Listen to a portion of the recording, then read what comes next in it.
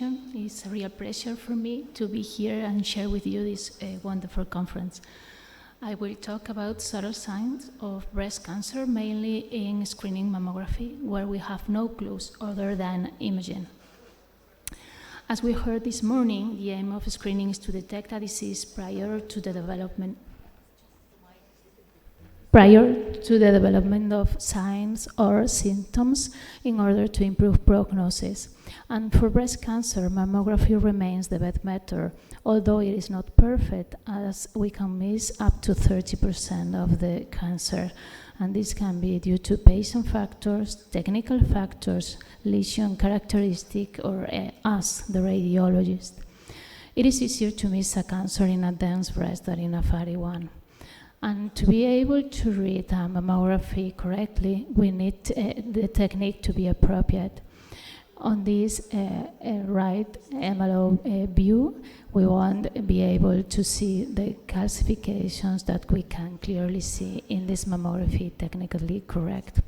Just a quick reminder of the signs of the appropriate positioning. We must see the convex appearing pectoralis muscle at the level of the nipple line on the MLO mammograms. The difference in the measurement between the nipple and the pectoral muscle on both views shouldn't be greater than 1 centimeter. The nipple must be in profile in at least one view. We have to be able to see the retroglandular fat tissue on the CC view and the inframammary fold open on the MLO view. However, the most common biases in breast imaging are related to the lesions and the radiologist. Stable, benign appearance, one-view findings, developing asymmetries, subtle architectural distortion, or subtle calcifications are easier to miss than other abnormality. We can categorize our mistakes as a misinterpretation when they lead to an incorrect diagnosis, and as a miss when the critical findings is not observed. Satisfaction of search is a really common mistake in radiology, and it occurs when we fail to continue searching after identifying an initial abnormality. And we can also miss finding hiding in plain sight owing to their unexpected location or nature. This is the inattention blindness.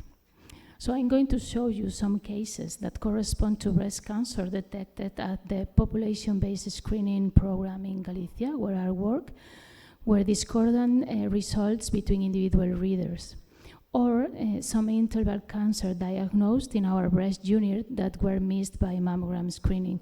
We will analyze the subtle sign of breast cancer on mammography and illustrate how we can enhance our diagnostic accuracy. Well, this is the first case, heterogeneity dense breast, category C. The mammogram shows oval masses with obscure margins in both breasts.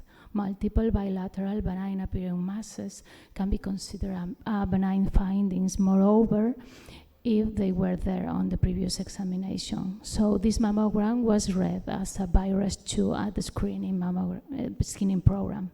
However, this patient, less than 1 year after the last screening mammogram, was sent to our breast unit with a palpable lump in the right breast. Now we can clearly see this dense oval mass with speculating margins in the union of the upper quadrants of the right breast, hardly seen on the CC view. The question is, was it there before? Let's check. It was right. It was there in 2020, it was new, so we missed it. The result of the US guided biopsy confirmed the triple negative invasive ductal carcinoma. So why did we miss it? Well, the positioning was inadequate. The retroglandular fat was not included on the CC view. In 2020, I think we could say that it was a benign appearing mass, and maybe after identifying one abnormality, the radiologist did not look for additional ones. Besides, this cancer was in a blind spot on mammogram, and radiologists should be particularly aware of these locations, which are the retroglandular crial space on the CC view, the area parallel to the pectoralis muscle on the MLO view, the medial half of the breast, the inframammary fold, and the retroareolar region. Any tissue density within the retroglandular fat should raise concern and be further evaluated, as only muscle and fat should be in this space. Second case, this is a screening examination that was read as negative. I don't know if you can see something. I will show you the screening mammography performed 2 years later. I think that here we can see more clearly the subtle posterior asymmetry that was overlooked in 2016 and that corresponded to a luminal A invasive ductal carcinoma. This case also illustrates the importance of including the posterior tissue on the mammography and evaluating the edge of the film. How about this one? A 61-year-old woman presented for screening mammography. I show you the previous one. Can you spot the change? In this, only one of the readers saw this skin thickening in the lower quadrants of the left breast.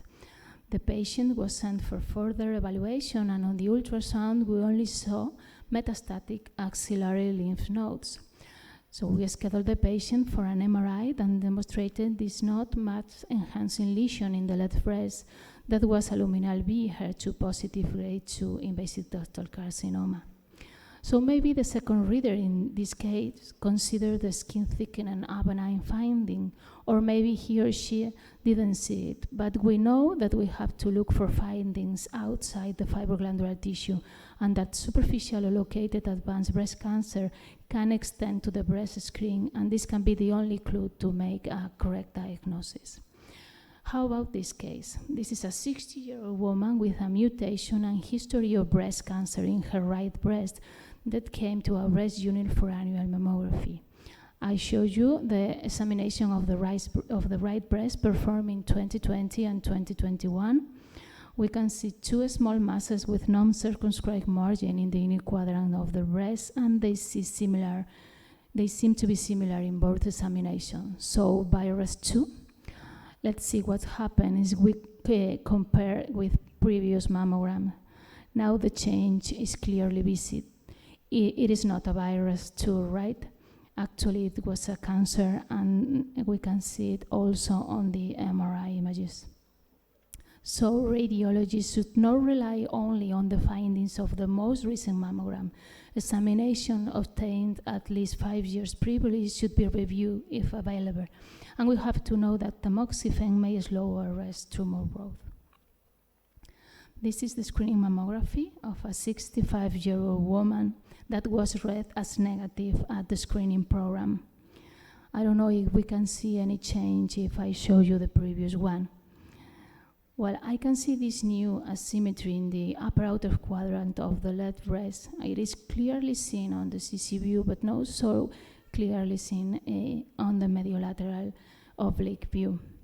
But if we look carefully, we can see a subtle change in the contour along the anterior glandular fat interface. It was smooth in 2018 and is irregular in 2020.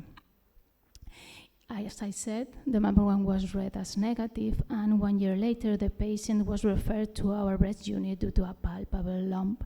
I show you the mammogram we performed after wire localization, and the pathologist report was luminal A, grade 2 invasive ductal carcinoma. As you know, asymmetries or focal asymmetries associate a low likelihood of malignancy. A global asymmetry seen in a screening mammography, it is almost always benign, but developing asymmetries associate cancer in up to 30% of the cases. I would like to show you this case to assess the importance of looking carefully to the fat glandular tissue margins. This is the mammogram of a 70-year-old woman that came to our breast unit due to a palpable lump in the upper outer quadrant of the left breast. I don't know if you can see it. It corresponded to this mass on US. Can you see it now? If we look carefully and we evaluate the glandular fat interface, we will see this irregularity that nicely correlates with the MR imaging. This was an invasive lobular carcinoma. Well, in this mammography, we can see a round low-density mass in the inner quadrants of the left breast. I don't know if you can see anything else. The mass was there on the previous examination, and on the current one, just one of the readers at the screening program saw a subtle architectural distortion in the retroareolar area of the left breast that was new. That appears as this speculative mass on US, and the result of a histology examination confirmed malignancy.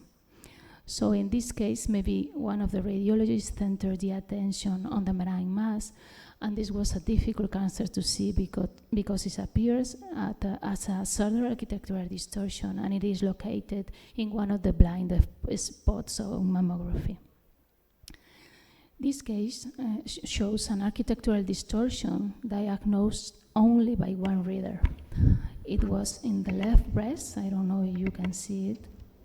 It was there in the outer quadrant of the left breast. The patient was called back, and the compression view demonstrates clearly the distortion, and pathology confirmed luminal A invasive ductal carcinoma.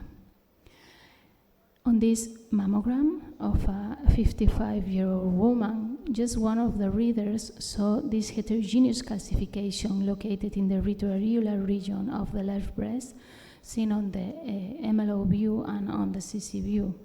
It was a new finding if we compare with the previous mammogram.